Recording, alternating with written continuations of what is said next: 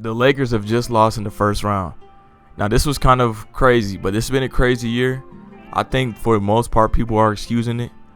But look, today what we're going to get into is what they did wrong and how they can improve what they did wrong. Like I said, the Lakers lost in the first round, and this is the first time LeBron has ever lost in the first round. He's been to the playoffs 15 times, and he lost in the first round once. This time is the first time he lost in the first round. This man averages 17 games played per playoffs, and he only played 6 this year. You knew this Lakers team, it just wasn't their year when they stacked up all them injuries, and they just didn't look as good when they were playing against the Suns, even when they won those 2 games. First of all, what we're going to do is what they did wrong. Last free agency, people really hyped up what the Lakers did. They thought they did something amazing by bringing in Dennis Schroeder, Montrezl Harrell, and Andre Drummond.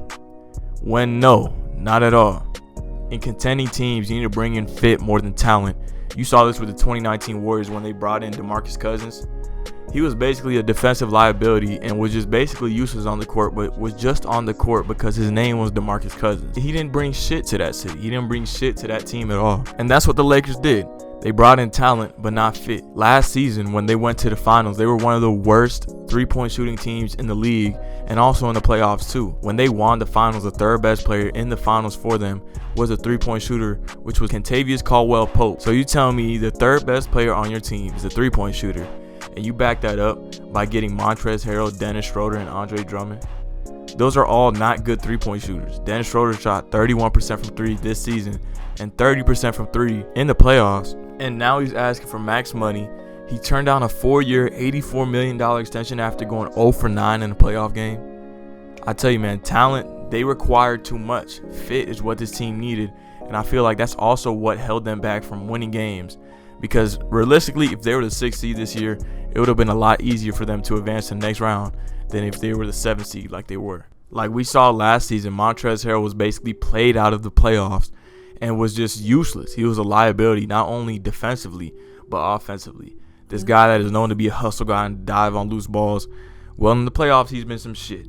This season, in the playoffs, he only averaged 10 minutes played per game with 6 points and 3 rebounds. Is that the guy that you signed for $10 million? He is not a difference maker at all. He'd win you some regular season games, but he ain't shit. In the playoffs, he ain't shit. He was a liability. Same thing with Andre Drummond. Andre Drummond defensively is seen as some great player. All he does is grab rebounds. And them rebounds that he gets, I mean, it's like any center can grab them. Andre Drummond is a terrible player. He's not even solid. And they brought him in and decided, you know what? Let's cut down on the spacing and stop using Marc Gasol. And let's just let Andre Drummond just pack the paint for us and miss point-blank layups. And then Dennis Schroeder. Dennis Schroeder is probably the one that pissed me off the most that they made this terrible move for, because he wants like $23 million this year. $23 million a year to be mediocre.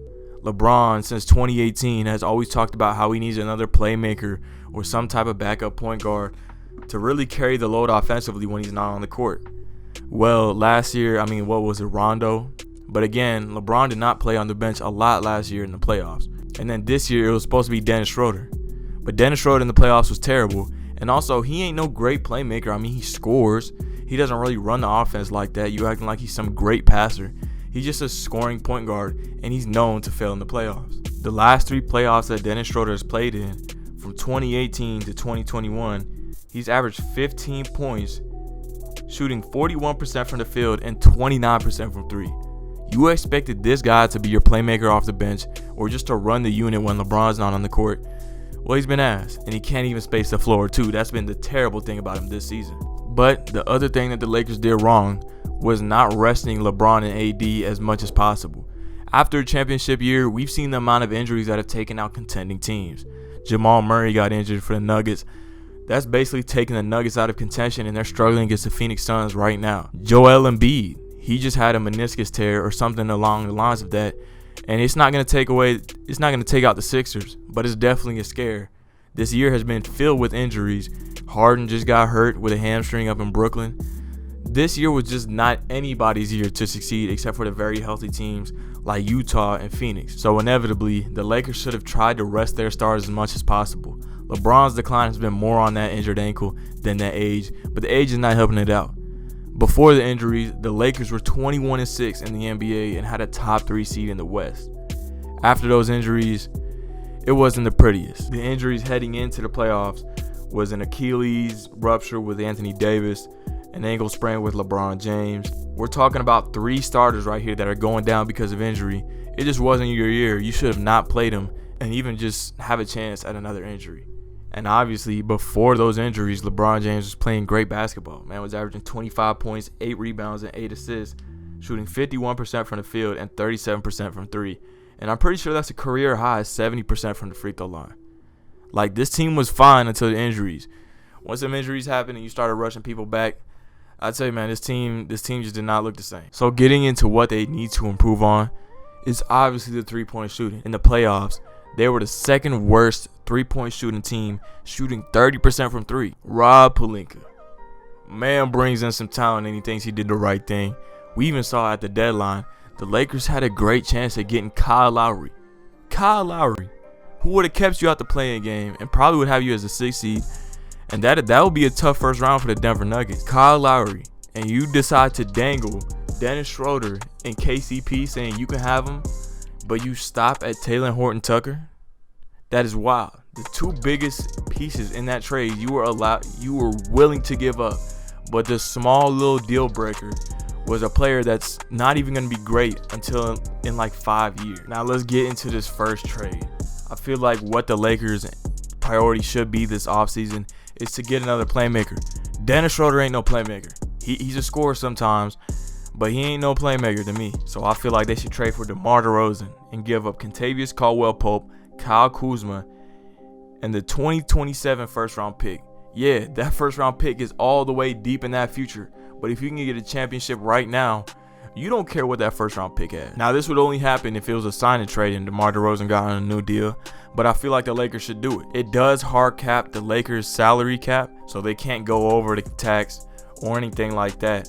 But I feel like they need to do it. DeMar DeRozan has become a much better passer and playmaker in San Antonio. Will he bring a championship to LA by himself? I feel like he can. If you get rid of Andre Drummond said he wants a bigger payday than $2 million or whatever he was getting paid this year by the LA Lakers. Get him the hell out of there. Listen, I know Jeannie Buss was with him and they put like a picture of him and like, was it like Wilt Chamberlain next to each other or some shit? Oh, Kareem Abdul-Jabbar maybe. I have no idea. But them motherfuckers are some crazy shit down there in LA. And the last trade, which I say has a 5% chance of happening because I just don't see the Phoenix Suns doing this. Unless the Phoenix Suns just really disappoint. You know, I see them going to the finals. I think they can go to the finals. But unless the Phoenix Suns really disappoint and Chris Paul wants out, this is not happening. But let's get into our one unrealistic trade offer, bro. Let's get it, man. Chris Paul for Marc Gasol, Kentavious Caldwell-Pope, Alfonso McKinney, Kyle Kuzma, their 2027 first-round pick, and their 2021 first-round pick, which is 22nd in the draft this year. Now, like I said, that is going deep into your draft books. That is so deep. 2027, bro. Some middle schoolers right now will be coming into that draft. That is a while from right now. But look, the Lakers have to do it. They need to win a championship. Chris Paul, being washed, is 20 times better than Dennis Schroeder and what he can bring. Chris Paul will bring the best out of every player on his team. And not only that, LeBron does that already, but he will have some time as long as they stagger minutes. He will be able to do that too for the bench core, and the bench won't be so terrible like it's been in recent years. Now, the Lakers failed this season. They lost in the first round, but not even that. It was the offseason. And who is to blame is Rob Pelinka. That was a terrible free agency just thought process. To get AD and LeBron help should be your first priority, but not talent, help. Get them help, not talent. I feel like that's what they were missing out on.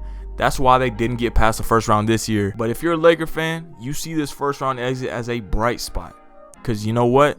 The front office is gonna be 10 times more aggressive and getting better help than just straight up talent. But thanks for watching the video, y'all. If you like it. Let me know your thoughts in the comment section down below. Peace out. That's why I gave her back. They were boring and I do not be with that. Smoking on this tree, I eat with the cat. It be around me cause I don't trust a soul.